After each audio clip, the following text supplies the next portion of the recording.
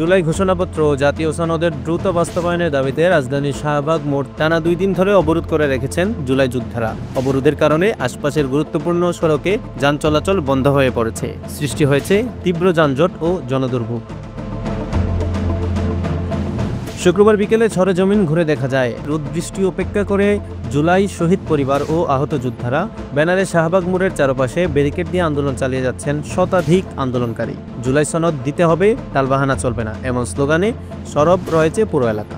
এর আগে বৃহস্পতিবার সকাল 9:30 থেকে এই অবরোধ শুরু হয়। রাতেও শাহবাগ মোড়ে আন্দোলনকারীদের অবস্থান ছিল। শুক্রবার বিকেল পর্যন্ত তা অব্যাহত রয়েছে। অবরোধকারীরা জানান, 2024 সালের জুলাই-আগস্ট গণ আন্দোলনে আহত ও নিহতদের স্বীকৃতি ও সম্মান প্রতিষ্ঠার জন্যই তারা এই কর্মসূচি গ্রহণ করেছেন। জুলাই যোদ্ধা সংসদের আহ্বায়ক আরমান সাবিন বলেন, 64 জেলার শহীদ পরিবার ও আহতরা ব্যক্তিগত খরচে এখানে এসেছেন। আমরা খাওয়া দাওয়া নিয়ে এসেছি। সরকার দাবি পূরণ না করা পর্যন্ত শাহবাগ ছেড়ে যাব না।